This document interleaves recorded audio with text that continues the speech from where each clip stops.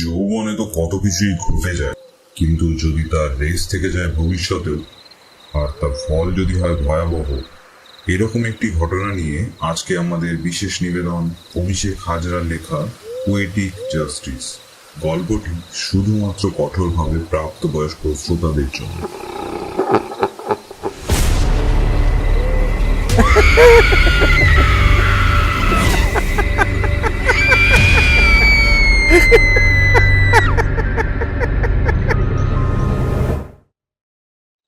বাসন্তী hotel থেকে মাছ ভাত খেয়ে বেরিয়ে একটা আইসক্রিমের দোকানে ঢুকলো অনিকেত। একটা ম্যাঙ্গো ডুয়েট কিনে আইস করে খেতে খেতে চলেই যাচ্ছিল সে। তখনই পিছন থেকে দোকানদারের ডাক শুনে থেমে গেল অনিকেত। এই যে দাদা, আইসক্রিমের দামটা। সম্বিত ফিরে পেয়ে অনিকেত বলল, আরে দাদা, একদম মাথা থেকে বেরিয়ে গেছে। তখন প্রত্যুত্তরে দোকানদার বলল, ধুর, আপনি রেগুলার খদ্দের, কোনো ব্যাপার না। এরপর গুগল পেতে দোকানের কিউআর কোড স্ক্যান করে পেমেন্ট করার পর গিফট কার্ডগুলো দেখে মাথা গরম হয়ে গেল অনিকেতের। মনে মনে বলে উঠল সে, ধুরবাল, আবার সে বেটার লাক নেক্সট টাইম। যার পর নাই বিফল মনোরথে অফিসের দিকে ফিরে চলল অনিকেত। রাস্তাটা প্রায় মিনিট 15 হাঁটা পথ, আর এই সময়টা অনিকেতের নিজের। এই সময় নানান ভাবনায় বয়ে যায় সে। অনেক পুরনো কথা ভিড় জমালো তার মনে। সে ভাবতে থাকলো জীবনে কি কি ফেলে এসেছে সে। এই 28 বছর বয়সেই নিজেকে অনেক প্রাচীন বলে বোধ হতে থাকলো তার।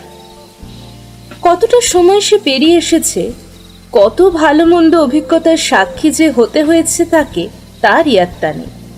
অনিকেত ভাবতে থাকলো তার ফেলে আসা নিষিদ্ধ সম্পর্কগুলির কথা। সেই সম্পর্কগুলোর অনেকগুলো হয়েছে নিজের ইচ্ছায়, আবার কয়েকটি ওই কালের স্রোতি যৌবনের দাবিতে হয়ে গেছে।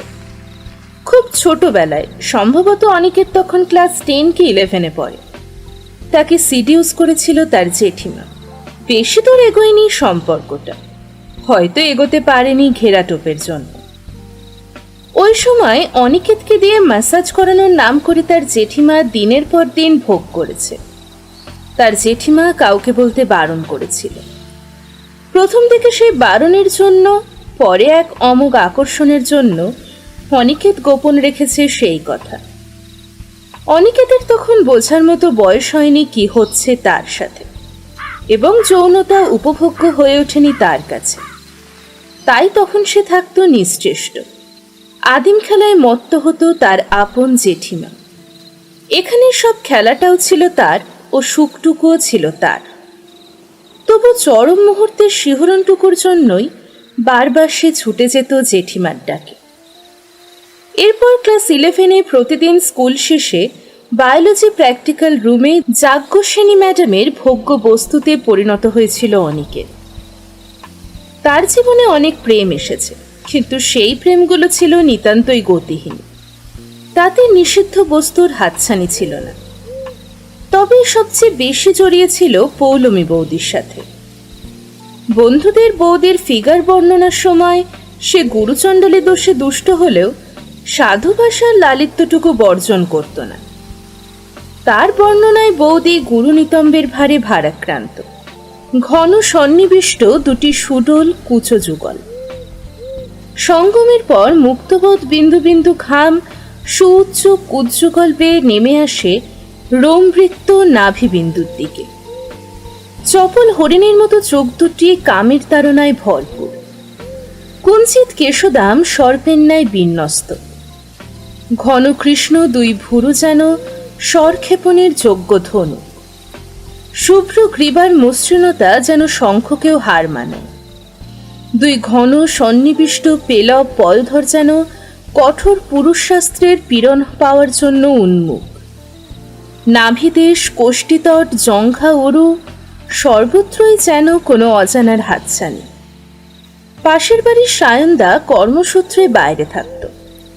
সেই সুযোগটুকুর অপব্যবহার করতে কার্পণ্য করেনি পৌলমী ও অনিকেত।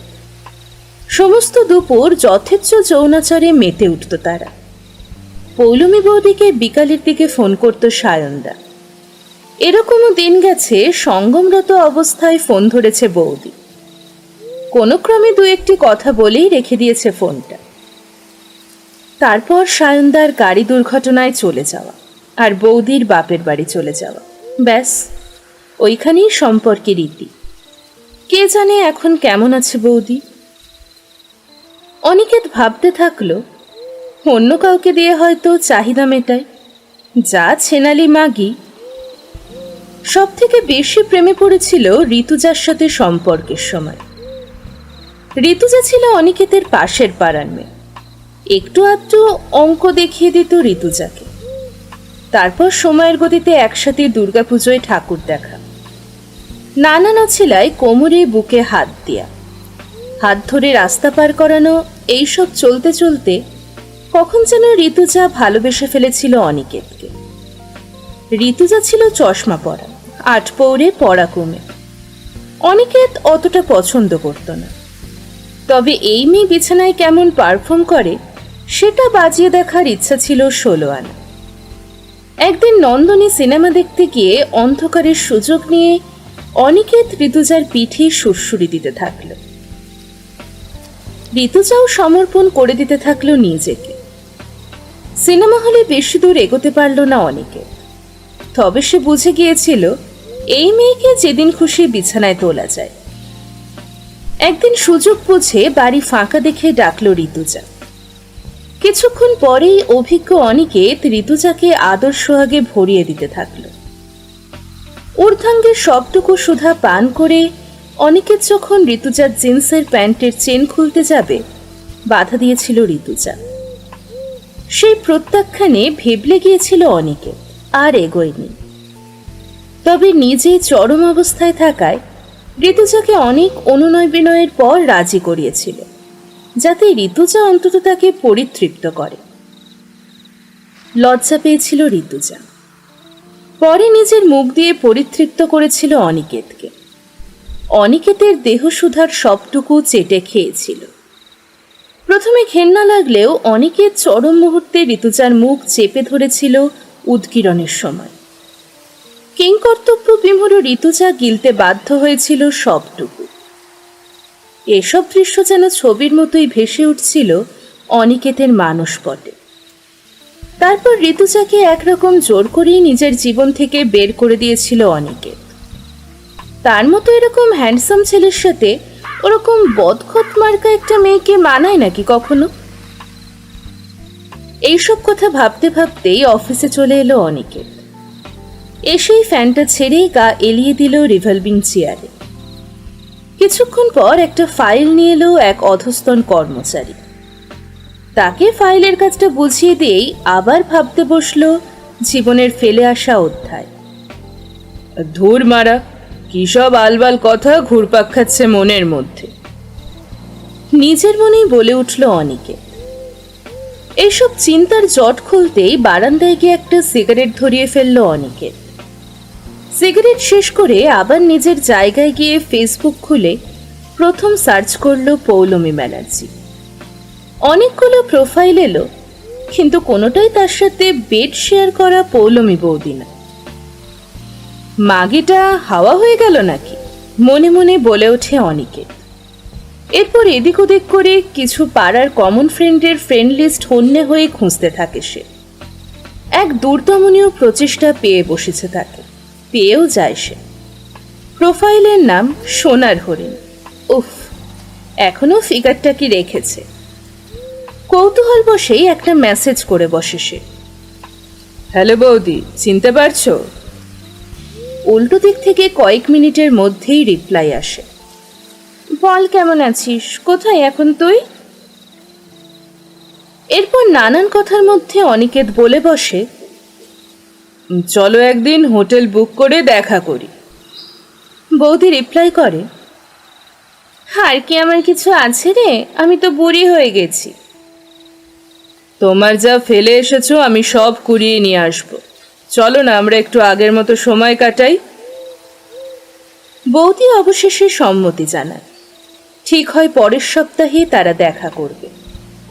শনিবার চকোলেট ফ্লেভারের এক প্যাকেট কন্ডম কিনে আনে অনিকেত। বেলাভিটার যেই পারফিউমটা বৌদি পছন্দ করত সেটা সারা গায়ে মেখে আয়নার সামনে দাঁড়ায় অনিকেত। ধুরবাল, বেশি ন্যাকাচোদামি হয়ে যাচ্ছে, যাবো একটু কথা বলেই তো শুরু হয়ে যাব, যেন বারা প্রেমিকাকে করতে যাচ্ছি, আধবুড়ি মালশালা, রসকস নেই আর। নিজের মনেই সাপসাপান্ত অনিকেত, কিন্তু কিসের এত টান অনুভব করছে সে? কম মেয়েকে তো ভোগ করেনি অনিকেত, তবে এত উদ্দামতা গ্রাস কেন করছে তাকে? খাওয়ার পর একটু বিয়ার পান করে শুয়ে পড়ে অনিকেত। পরদিন সকাল সকাল উঠে একটু মুখটা ফেস ওয়াশ দিয়ে ধুলো অনিকেত, দাড়িটা কাটল না। বৌদির খোলা শরীরে দাড়িওয়ালা গালটা খসলে বৌদি খুব সুখ পেত। ঠিক এই সময় একটা মেসেজ পেল মেসেঞ্জারে। আজ আমরা নতুন কিছু ট্রাই করব, হোটেলে ঢুকে চোখ বেঁধে আসবে রুমে, নতুন করে দেখবে আজ আমায়। অনিকেত বিরক্ত হলেও রিপ্লাই করল, ইয়োর উইশ ডার্লিং। মনে মনে ভাবল, শালা বুড়ির রস আছে, আমার সাথে বন্ডেজ ট্রাই করবে, দাঁড়া আজ যা করবো তোকে কাল উঠতে পারবি না। একটা নীল টি শার্ট আর কালো জিন্সের প্যান্ট পরল অনিকেত। এবার চলল গন্তব্যের দিকে। গিয়ে রিসেপশনে জিজ্ঞেস করতেই কালো একটা পট্টি দিয়ে রুম নাম্বার 15-তে যাওয়ার জন্য নির্দেশ করল অনিকেতকে। হোটেলে 15 নম্বর রুমের সামনে গিয়ে শর্তমতো চোখ বেঁধে কলিং বেল টিপল অনিকেত। একটা মেয়েলি হাত ওকে টেনে নিল ঘরে। কোনো কথা বলার আগে একটা দীর্ঘ চুম্বন করল অনিকেতের ঠোঁটে। তারপর বিছানায় ফেলে সমস্ত পোশাক খুলে দিল অনিকেতের। অনিকেত বলে উঠল, বন্ডেজ শিখলে কিভাবে? পানু দেখে? উত্তর এলো, মানে চুপ করতে বলছে অনিকেতকে। অনিকেত বিনা বাক্য ব্যয়ে চুপ করে সমস্তটা উপভোগ করতে লাগলো। এই মুহূর্তে তার হাত পা মুখ বাঁধা, আর একটা মেয়েলি পা খেলা করছে তার গোটা শরীরে। ধীরে ধীরে পা নেমে এলো বুক থেকে অনিকেতের শক্ত হয়ে যাওয়া অঙ্গে। আস্তে আস্তে মুখ দিয়ে গ্রাস করতে থাকলো অনিকেতের সবটুকু। অনেক সময় নিয়ে ধীরে ধীরে উপভোগ করতে থাকে অনিকেতের শরীর।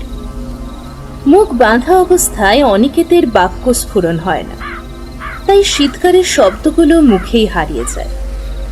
হঠাৎ অসহ্য যন্ত্রণায় কোকিয়ে ওঠে অনিকেত। এই সময় তার চোখের বাঁধন খুলে যায়।